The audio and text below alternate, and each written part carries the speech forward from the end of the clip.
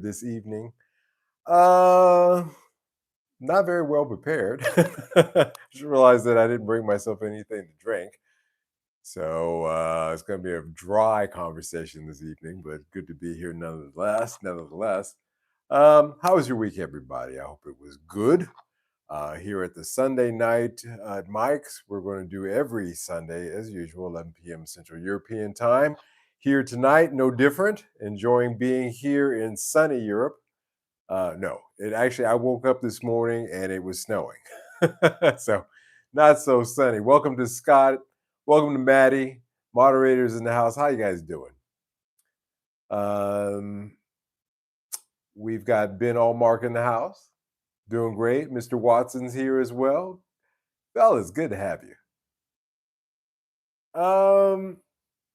Yeah, it snowed this morning. I woke up and it had that quietness to it. I said, whenever it snows, you get this.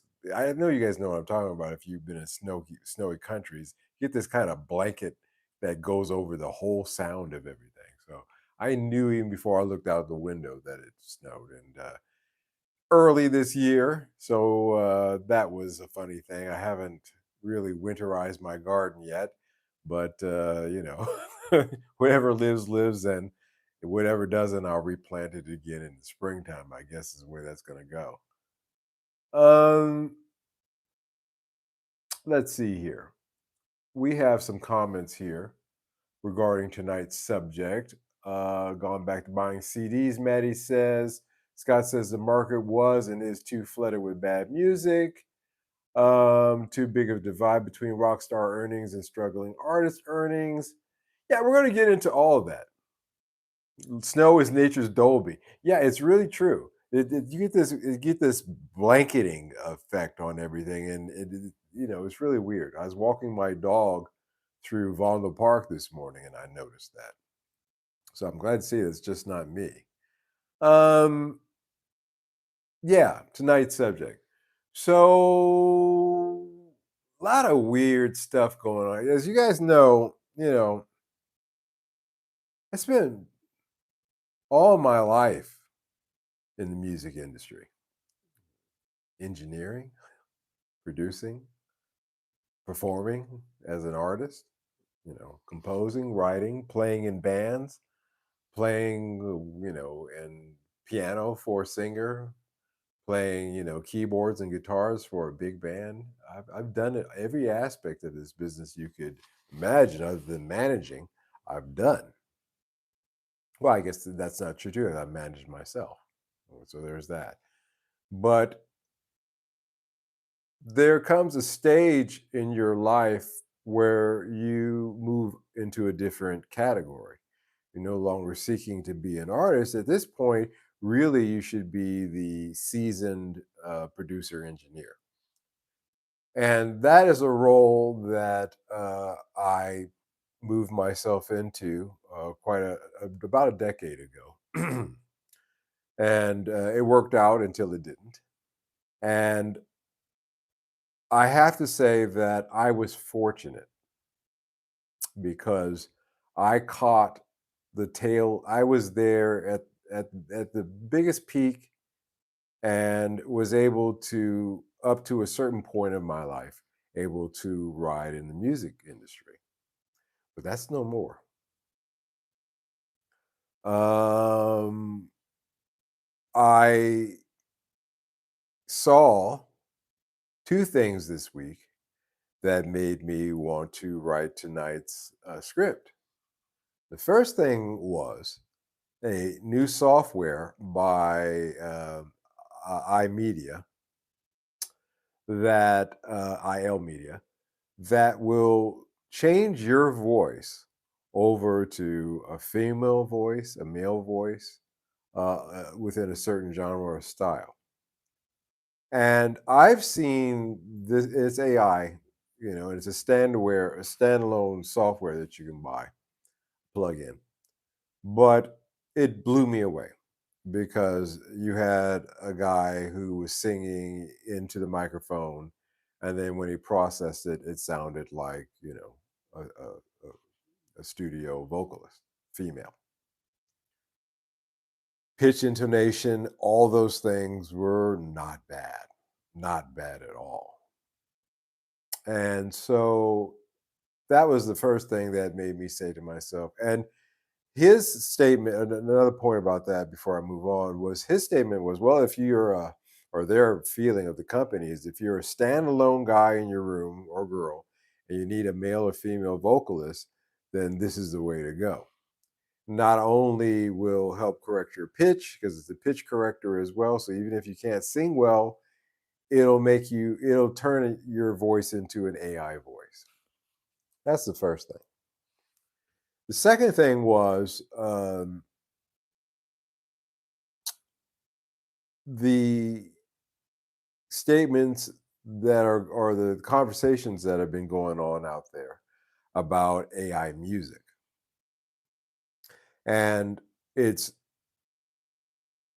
prevalence, rising prevalence in this industry. Now, I'm going to say this much. Um, I will say this much.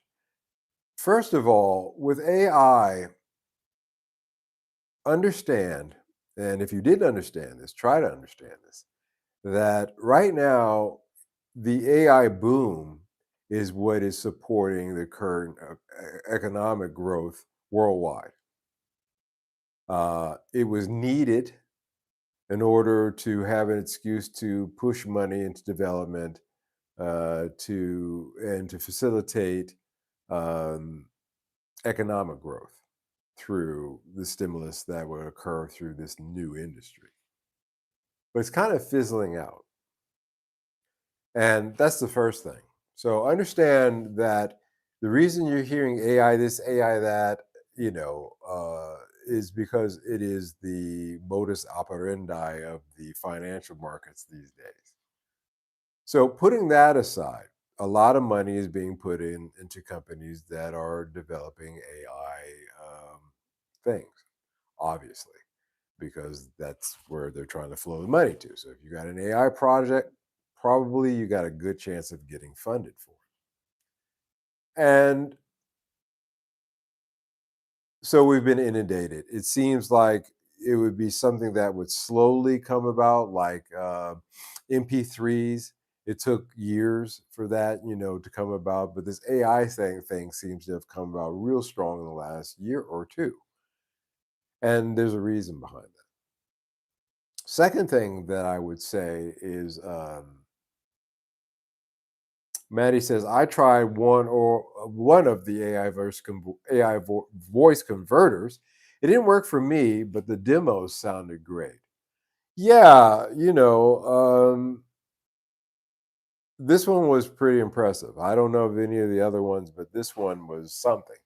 But it, again, with the pretense of it helping out the bedroom producer, first of all, one of the main things that you should be doing if you're a producer is reaching out and working with real artists. If you are a bedroom producer and you need a female vocalist, then you should be trying to find yourself a female vocalist. Second thing is, or vice versa, male vocalists, because they're out there. Could be a friend, could be a family, you just don't know. But somebody out there can sing. And that's the first thing. The second thing is, honestly, because of, well, I'm getting ahead of myself, actually. Let me back up.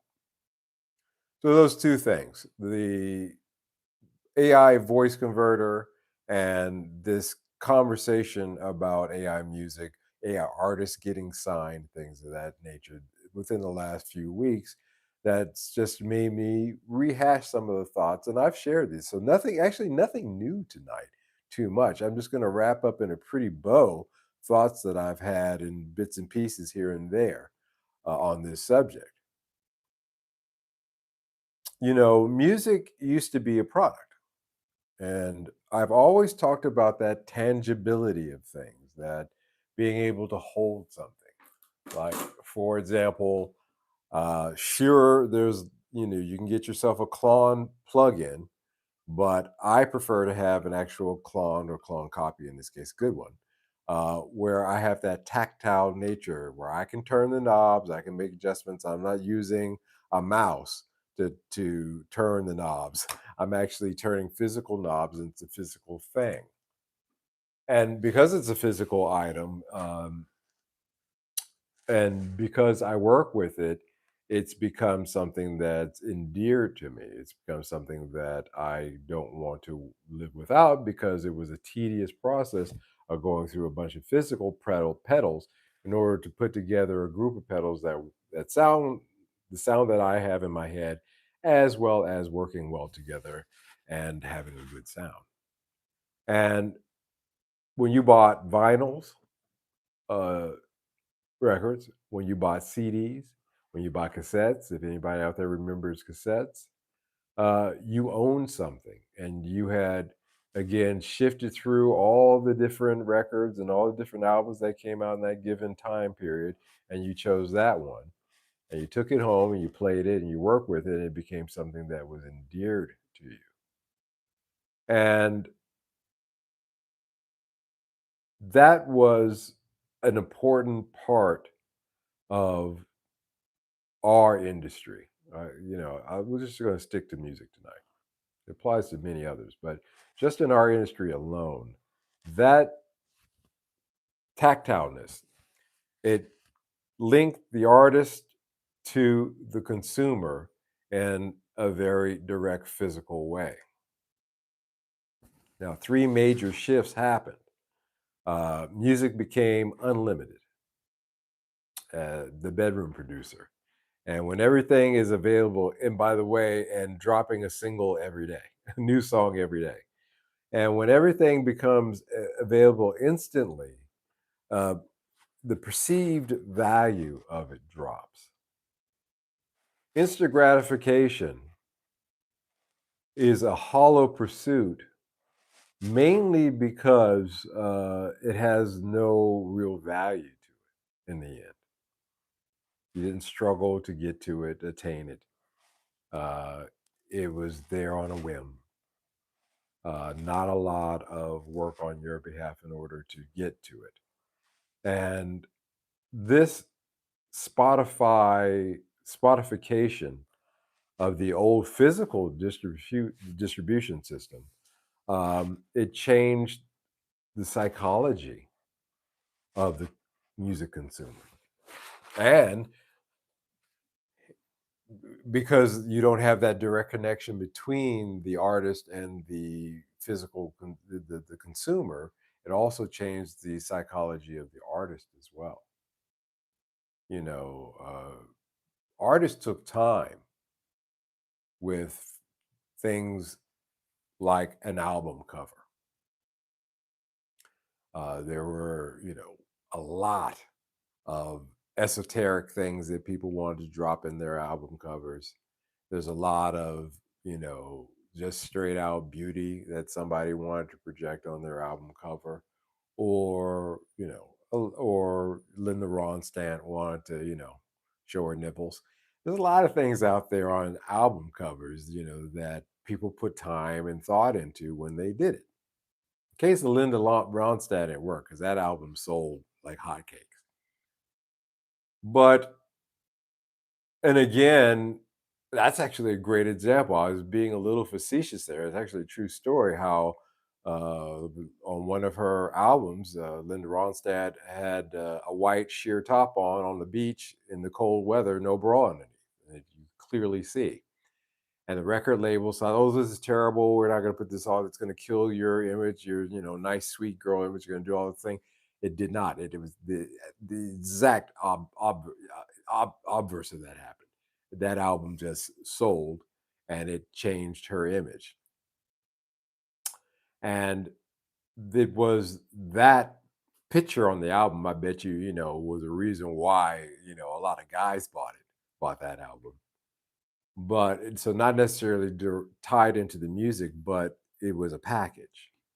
And nowadays, you've lost that aspect of it. You've lost that connection.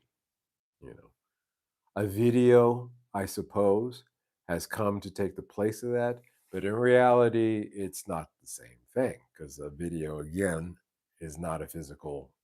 tangible thing. Um, I much more appreciate when someone hires a random violin player for a fiver for their track rather than phoning it in with DAW plugins. Yeah, agree, Scott. Selling an album is more than writing a great song or being a great player. It's got to be the whole production process. Yes, it was. And he continues on, that being said, it's all what you can do. If you're not trying to be professional, then the standard bar changes. I don't know. I think we all, if you're a perfectionist, it'll always be high. I don't dislike anybody using tools. It's just a real hard sell. Yeah, I understand that. I agree with all those points. And again, this is why music became passive. People used to sit down and listen to albums. I remember when I heard Prince's "Around the World in a Day" album. I was over at my friend Brett's house, and he put it on. We sat there and we listened to it. And same like the Beatles' White Album. First time I heard that was in high school. I went to this guy's house, had some chicks over, trying to do our thing, and he put on the White Album, and that was an experience. I looked at the album cover, read the liner notes, the whole nine. And in this day and age, the average listener treats music like it's completely disposable, like, it's like wallpaper, it's just there.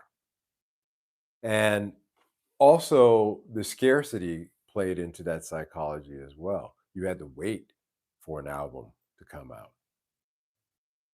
Artists had to make the album, master it, send it to get pressed and then distributed, and then your local Sam Goodies or whatever, Tower Records, Virgin Records, whatever, would buy it, and then it was made available to you. And you heard about the album coming out months beforehand in Rolling Stone or even a local newspaper. And so there was an anticipation there as well. When you're an artist and you're putting something out every week, although they'll tell you that that's a good thing, at least they used to tell you that, but it didn't work out so great. Didn't work out so great. Good old days, says KZ. Yep, the good old days is right. Welcome to the chat, KZ. So the first person kind of experience that you would have with music no longer really exists. And, you know, people won't pay for music if they don't experience it as something worth paying for. You know, there's no, and it's an oversaturation. Quality is pretty up there, even with the bedroom stuff.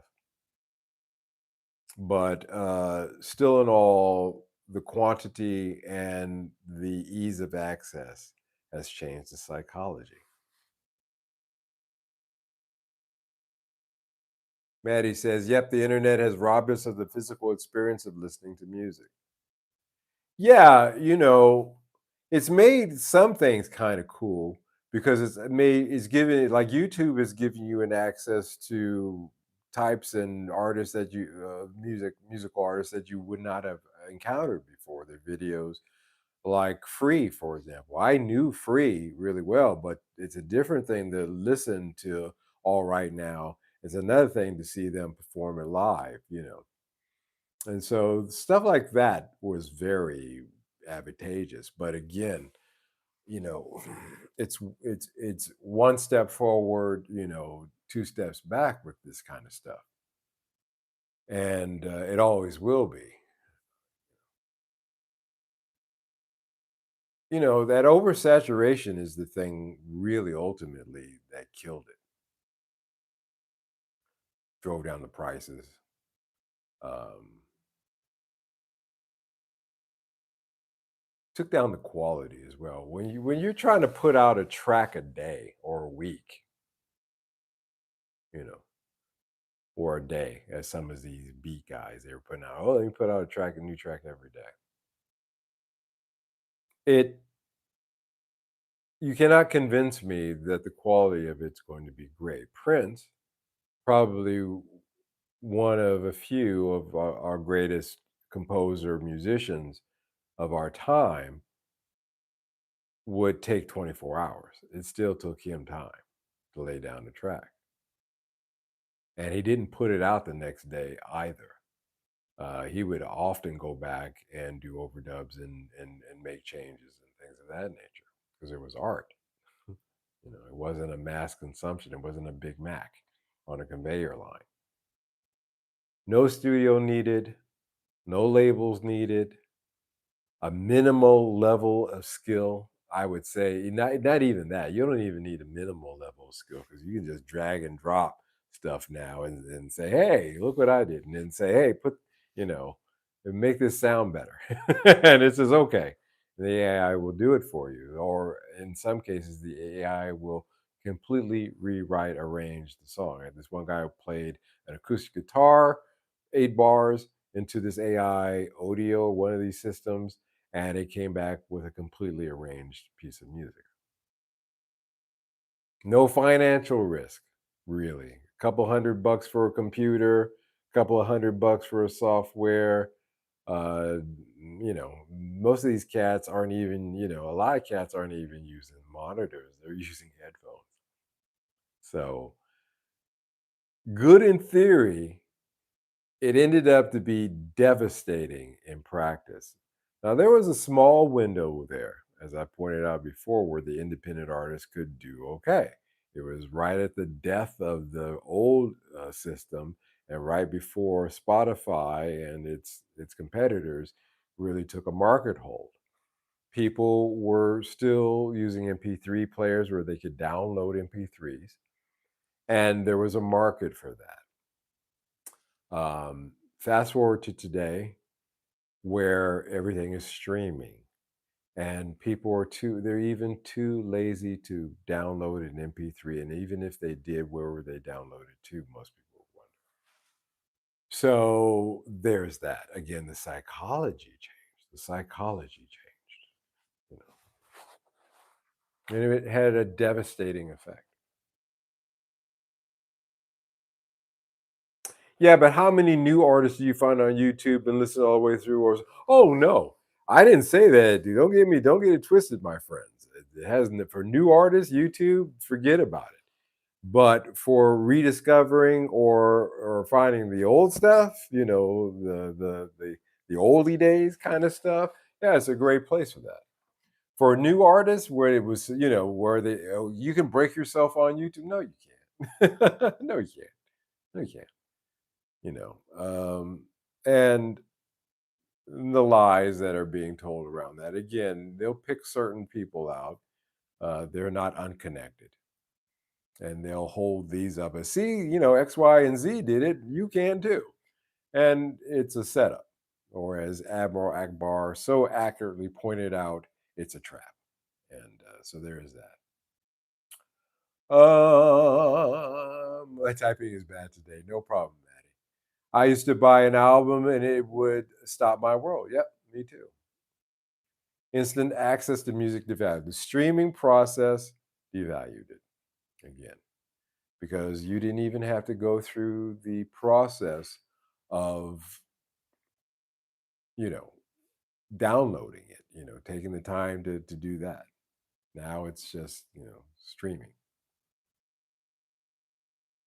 Um, every genre is overcrowded, but for some reason our it maybe I don't know, country I suppose to a certain extent, but our rap music just completely, everybody and their mama was a rapper. I mean, it was bad before where everybody and their mama was a rapper, but it really became that way. You have just common street thugs, and they get described on the news, as they inevitably do, as they end up inevitably as they do, as a rapper. It's like rapper such and such. Well, that dude doesn't. What album did he have? We had one single, and it just became oversaturated. And thus the worst because again the negative effects it's had on rap is that it's just not charting the way it used to, oversaturation and people copying each other. Well, X, Y, and Z group uses this 808 sound, and they use this arrangement, so I'm going to make the same old crap, and I'm going to make my vocalists sound the same as everybody else, and there's just nothing there. There's nothing there. It's just, and that hit the worst. If you're going to be discovered, it's determined by the algorithm. And what is the algorithm? Side note, a little bit of a deviation, but to let you guys know, again, know what you're dealing with. With AI algorithms, they have the code source where a lot of that information is derived from, mostly from us. But they have something that they described as the inner coding or the dark coding. And they have a word for that dark coding in AI. They call it the realm of the daemon. Now, that is a very interesting choice of words, I thought to myself when you're describing that, because daemon is the Greek word for the English word we know of as demon. So, okay. And again, well, it's going to democratize the recording studio for you guys. I'm going to tie this together. Believe it or not, it's going to democratize the recording as industry for everybody. You don't have to go through the gatekeepers anymore. No, we just changed gatekeepers, first of all, and second of all, it's a it's good AI or bad AI. Like Elon Musk says that Google AI is a bad thing, but so I'm going to come up with my good AI. Well, it's all headed towards the same inevitable end, whether it's you label it good or bad. The outcomes are still going to be the same. And what those outcomes are, again, the dark coding on AI is called diamond coding. Diamond coding. So you make of that what you will. But that algorithm, that diamond, that demon algorithm is the one that determines who is going to get discovered and who is not. And the quality of those discoveries, like an Ice Spice, for example, where she was rapping about farting, that's just great. Don't remember Diana Ross coming out with that particular song. The quality of the artist and the music varied wildly, wildly. And, you know, that made a lot of listeners retreat actually, or even stop using Spotify altogether and just creating their own playlist. So there's that as well. When music floods the market like this, it becomes hard to value, just like any other commodity. You know, it becomes disposable inevitably. Tom Shaw, you got yourself retracted. SA. Oh, we've got some bots tonight, Scott and Maddie. Well, we haven't had bots in a long time. Awesome. Cool.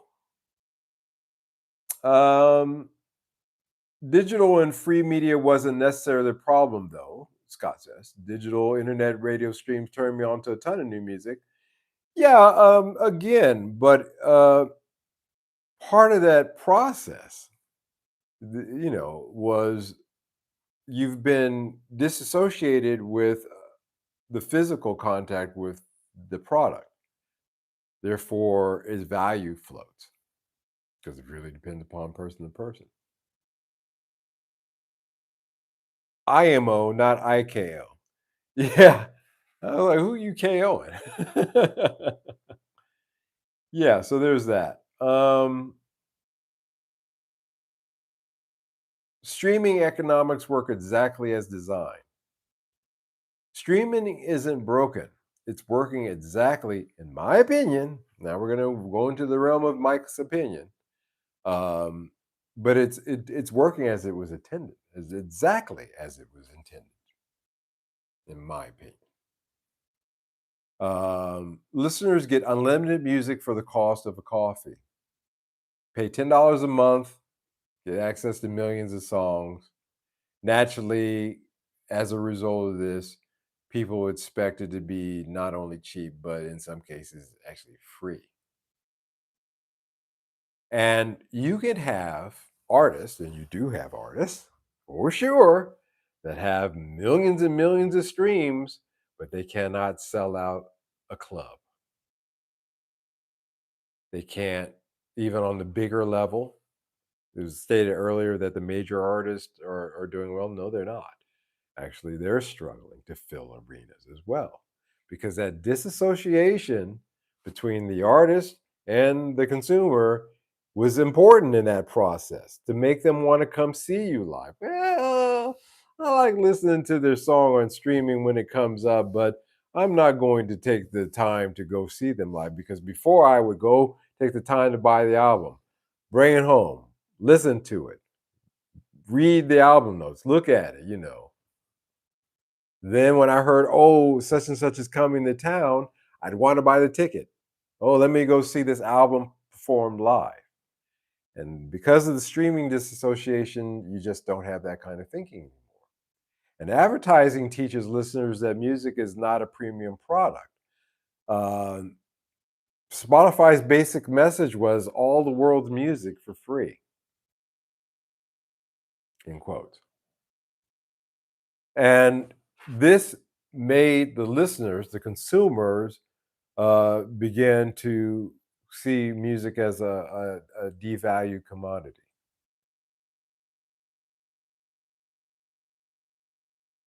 And musicians upload music nowadays, not understanding the revenue model. Streaming is a volumes game, which is why you had certain people putting out a track every day because they say, oh, it's a volume game. It's not a talent game or a quality game. And this creates disappointment and resentment. And resentment. Now, I'm disappointed with how things turned out. It's sad for me. But I don't have any resentment because, like I started out by saying, I had a good run, you know. However, I am disappointed for future artists. I'm disappointed for music all around altogether. When you have a plugin where I can sing ABC and run it through it and come out sounding like, Taylor Swift, there's a problem there. There's always been a problem when you decouple things from the human aspect of it, tangible things in particular. And it just really has broken systems that were in place. So, again, why don't people pay for music? Because the industry told them you don't have to.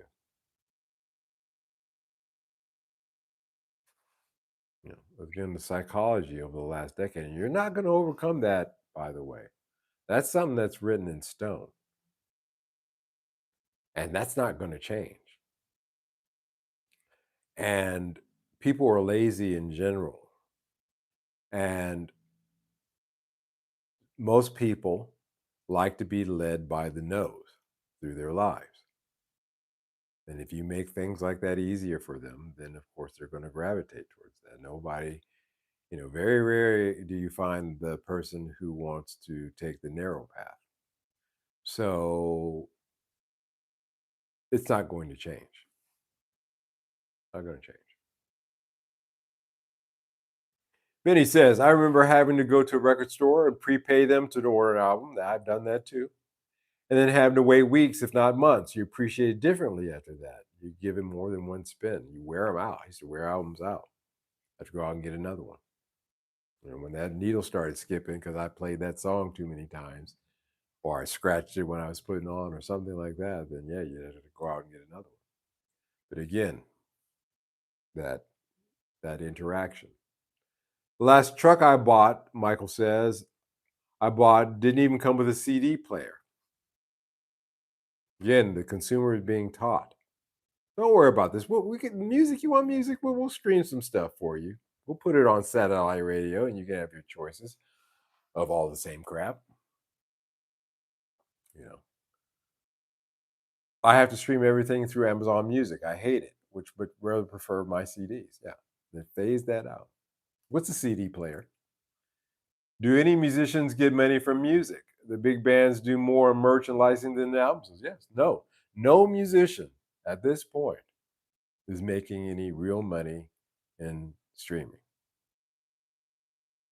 because the numbers are cooked.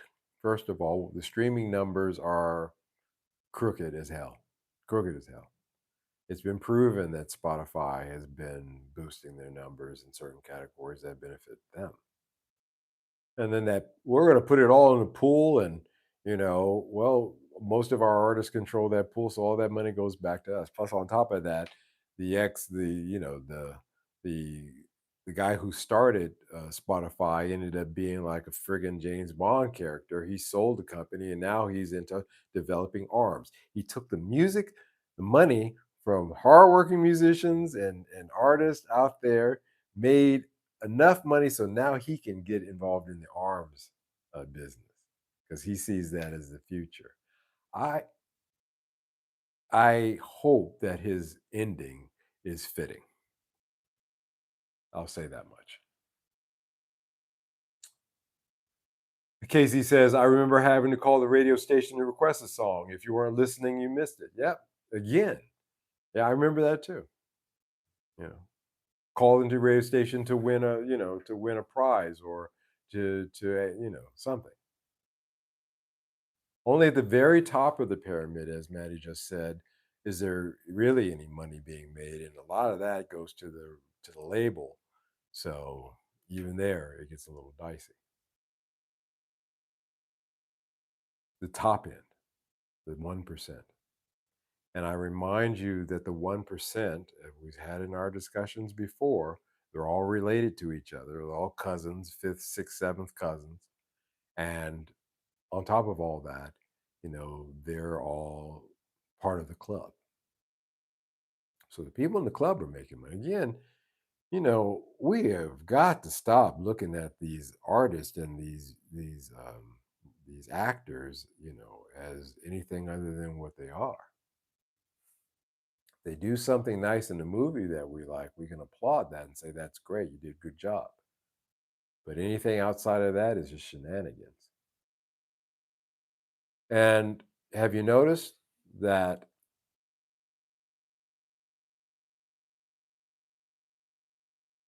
the competition on YouTube has changed? I'm seeing more actors and actresses and artists that would never have, would never have considered going on YouTube 10 years ago, 5 years ago. Now they're all starting to roll on because they're not making any money. So they're trying to, and now we're going to find out who really had a real audience and who didn't. You know, there are artists out there that sold a lot of albums, but they still have low YouTube counts. Because why? Because in the past, music only had to compete with music. You know, now music competes with cooking videos, gaming videos, memes, cats, VR content, infinite TikTok scrolling. You know, music isn't losing out to other musicians; it's losing out to every other form of entertainment out there. It's just become, another disposable form of entertainment. That's why the movie industry, on a side note, is suffering so hard People are like, why should I go to the movie theaters to see a movie when I can wait, 2 or 3 weeks from now and I can stream it on my TV at home? I'm paying for the streaming anyway. They keep on upping up the Netflix monthly fees. So, why am I going to do that? See, the money is not, says, the money says, hey, we're not going to go here anymore. We're going to shift over to here. And it's remains of the day for this old system, not just in the case of the music industry but also in the movie industry. We're starting to see as well. We're starting to see how that plays out. Streaming hurt the movie industry just as much as the music industry. People pay for what holds their attention, and their attention spans are not very long. And music alone is no longer the most attention grabbing medium for many people. As a result, musical's cultural power has been really diluted. And with that dilution comes a reduced financial value. Catching up here in the chats. Story has it that Axl Rose's brother in law was an arms dealer, spurred on the lyrics Civil Wars. Yeah, yeah, yeah. Yeah, that doesn't surprise me again. The Laurel Canyon teaches us that a lot of these guys are connected to the military industrial complex in one way or another, Axel being probably no different. Minnesota Hawk 4090, welcome to the chat. Thank you. Thank you. Driving around listening to Guns N' Roses' Appetite for Destruction on tape on the day it was released was a great thing for us, and to have it as a childhood memory also as well. I agree. I remember that day as well. And when I put that on, there were some lyrics in there, especially in Welcome to the Jungle. I was like, what did he just say? But we listened to it anyway. And I've solved it. All new music videos need to be funny cat footage. Yeah, Scott.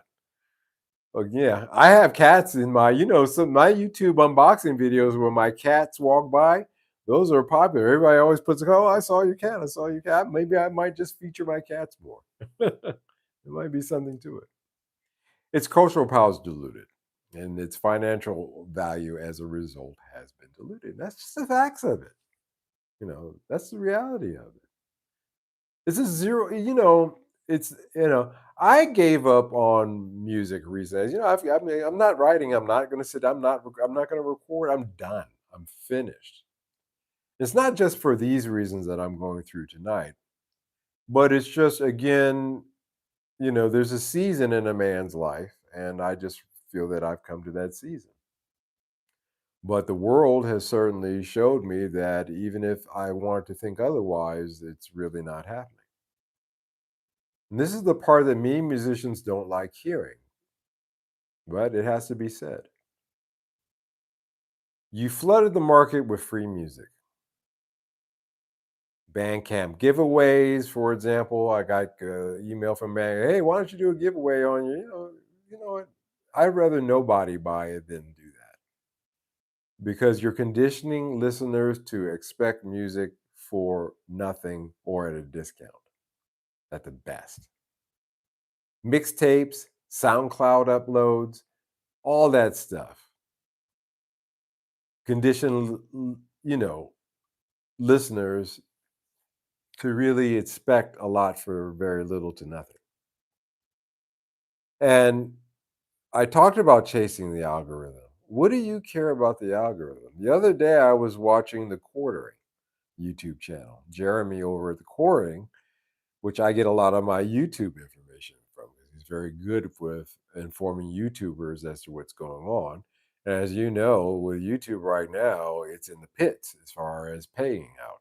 Matter of fact, some guys are getting chargebacks on their super chats because people are saying, "Yeah, I did a super chat, but I take that back." And you're getting chargebacks on that. That's crazy. Um, I was going to put out a video about my mini rig system, and then I stopped myself from doing it. I said, "Why am I going to take the time to film this, edit it, and put it out when it's obvious that YouTube is not going to? It's not going to help move the needle for anything. And from a financial standpoint, it doesn't make any sense because it's not even paying the little bit it was before. And also, it's not a medium that I enjoy. I like this medium I've discovered. That's why I put out a bunch of YouTube shorts of just uh, different cuts from my live streams because I like this medium better. And I enjoy doing it so much, I don't care that I'm doing it for free. But if I was editing and putting videos out all the time and saturating the market in that way, to be honest with you, it would be a detriment to my channel, actually. And YouTube Shorts, by the way, Jeremy says I don't even do them anymore because they weren't moving the needle for me.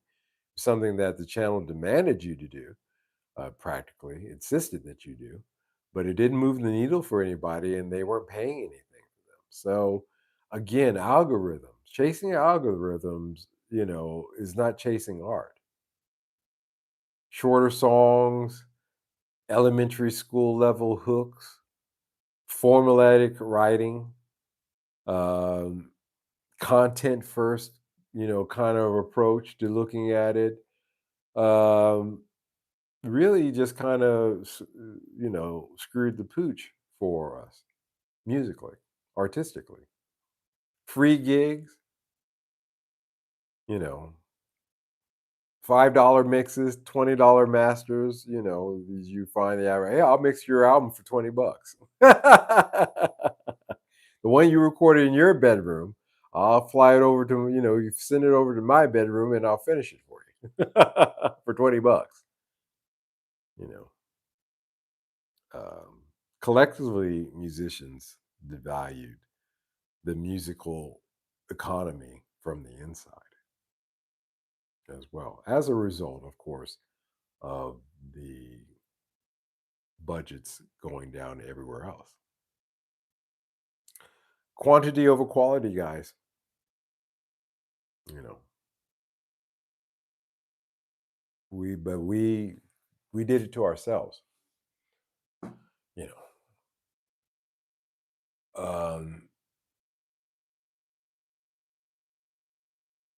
and that's just a fact of it. That's why we got to this point. And I say that the industry is evolving, and it is. But there's a season, turn, turn, turn. Yeah. Um, Benny says, in relation to what KZ said, I think it's no effort for the listener. It's probably easy to assume it's also be no effort for the artist because you don't see the hard work behind it. Yeah, it's not. It's not.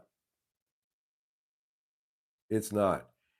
You know, I remember when Pharrell Williams came out and said, yeah, I had 10 days to write, 8 songs or 9 songs or something. And of course he has tracks that he can pull back and say, hey, let's use this. So it wasn't writing from scratch, but I just said to myself then, boy, that the quality of that automatically is not going to be great. It took, going into the R&B music scene, it took D'Angelo 5 years to write the Voodoo album. He worked on that album for 5 years. And when you listen to that album, boy, it shows the time, the the effort, the blood, sweat, and tears that all came across. And it comes across in the recordings. You can hear it. That's why when you hear these non-effort to low effort tracks, you can hear that as well. And you just eventually people just said, that's it. I'm sorry, I don't speak Polish, but welcome to you anyway, if that's what you're saying. Welcome to you, our friends in Poland. Good to see you. Um, why nobody wants to pay for music anymore and why it's our fault too. It is our fault because certain things that we've done and, well, I got to make some money, I'll just bring down my rates. Well, you brought down your rates to the point where nobody expects to pay very much for a mix. Or hell, why even bother? Just send it to one of these AI mixers. They'll mix it for you. I still don't know how that works. I'm a good editor, and one of the things that I'm doing in my mix as I'm mixing a song is sometimes I'll edit things as well. And AI is just going to work with what you put up. It's not going to make any kind of creative choices. Again, just ass backwards. Great album, KZ says. Yes, it was. It's a great album. Voodoo is a great album. Scott says, Mike, are you familiar with the story behind CC Music Factory? Sure am. How they help broke unknown artists get hit songs in their life. Sure do. Sure do. You know, um, but then again, that was the old system, you know. And yeah, I'm familiar with that story. Very familiar with it because I had a tenuous connection with a CNC Music Factory producer. Anyway, I can't remember at the time, but um, that was the old system. And you could do stuff like that in the old system. This new system with the new gatekeepers, it'd be very difficult. And that's a sad thing because a lot of great music came out of that time period. I came out of that time period. I got my break because Reggie Andrews, the record producer, saw me and Jock, and he gave us a shot. And I was in that studio every day working, working on tracks, working with his artists, working with singers, writing, learning the craft. And then every Friday we would sit down in a group and we would play what we worked on that week. And everybody would either say, "Oh, that sounds great," or you would get roasted. But, you know, if you did some good stuff, then Reggie introduced you to the next level. And that's how I met the Motown people. Started doing remixes from them. And it was a system. And you could come and get into it from the bottom up. And if you were talented and you had a passion for it, that word, then you could succeed. But unfortunately, that system is gone. And that's why, again, I'm disappointed because there is a guy like me out there somewhere who could use that chance, that opportunity. And that chance and that opportunity may not be available anymore. Well, no, it's not that. It's just not. It's not available anymore. So there's that. You know, I want to touch on that, guys. I really want you. I'm going to go back to wrap this up. I'm going to go back because it's not going to a good place.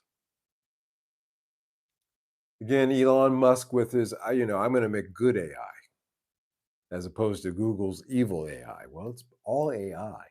It's black and white, but it all leads to, the black horse or the white horse. All leads to the same inevitable end, regardless.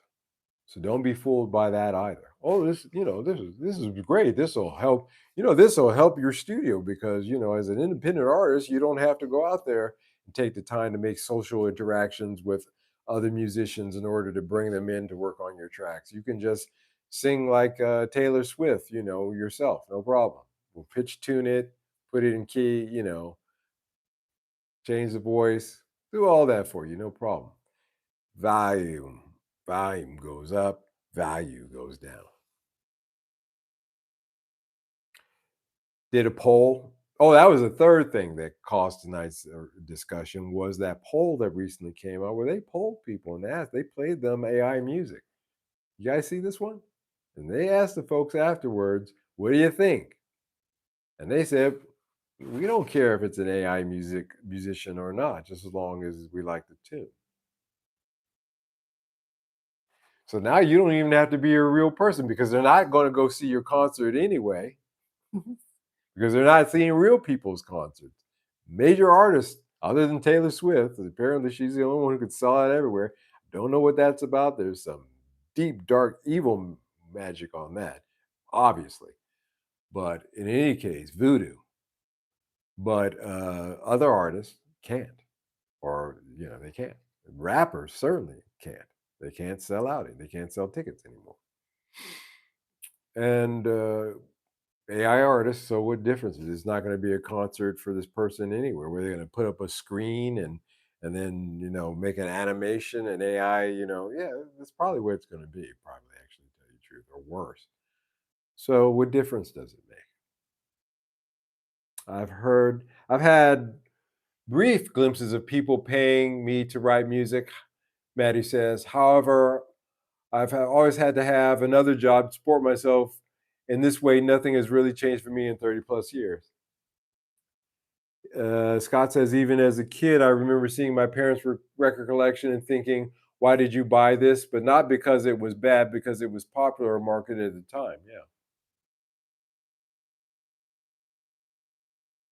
Amateur View 73. I'm not reading that, man. That might be some kind of, it could be saying hello. It could be some kind of curse. I'm not reading that one. But welcome anyway. Matty Two Hats. I make music because I have to, not because it's a choice. And even that I will. I mean, in my mind, because you guys know I have a very fruitful mind. It's like a radio. I get ideas for tunes all the time, but I'm ignoring it now. I'm letting it go. I'm letting it go. There's other reasons too, which I'll share at another time on an esoteric level, but just generally in speaking, because of these things, um, there's no sense in it for me to go because there's no audience for it anymore. There just isn't. And anybody that comes up is an artificial construct. And they would prefer to have an AI artist, by the way, because they could absolutely control it. An AI artist doesn't have to sleep, doesn't have to eat, doesn't have to be driven around, doesn't have to get a per diem, doesn't have to, all these things. Okay.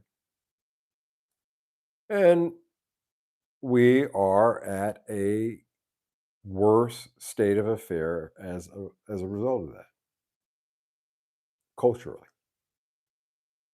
But that AI thing and that, the dark programming in AI being labeled as the diamond programming should really, really, really give you guys a little bit of concern. You really should look at that and say to yourself, well, that's interesting. What's up with that? What is this really? What is this AI thing really? What's an Okatirian?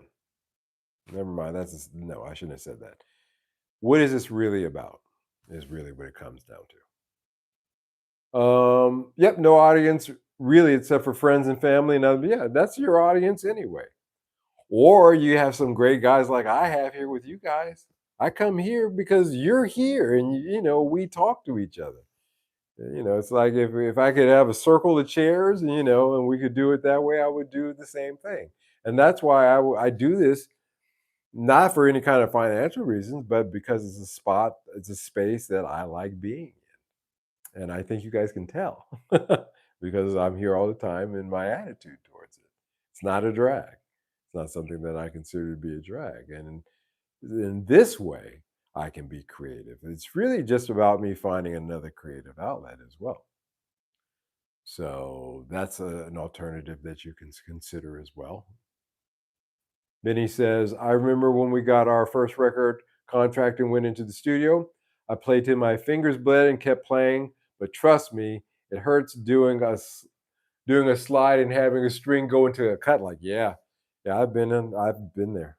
I've been there myself. I used tape,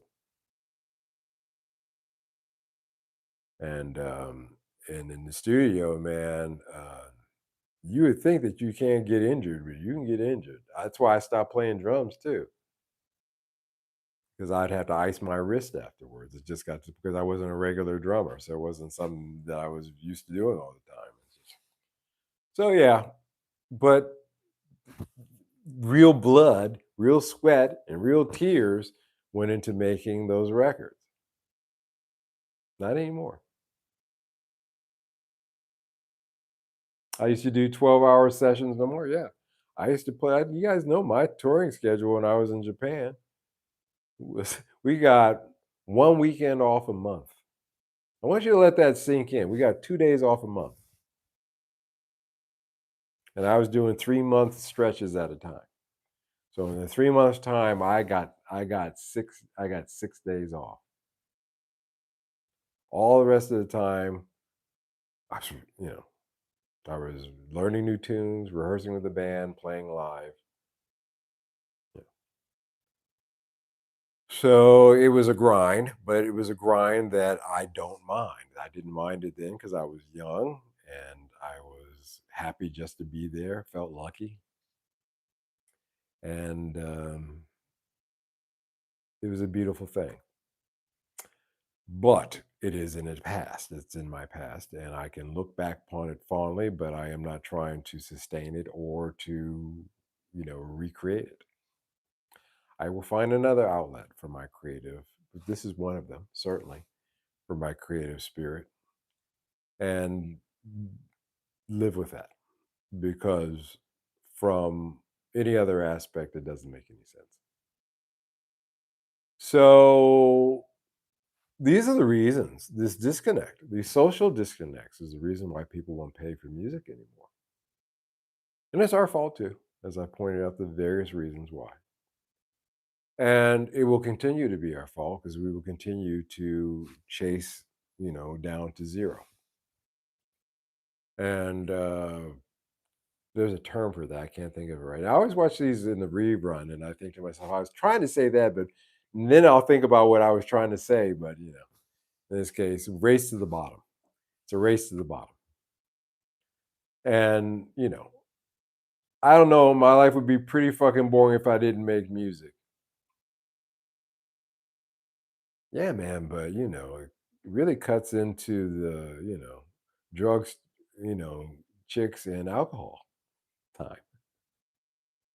No, I'm just kidding. I think one of the reasons I was successful because I never got into any of those either.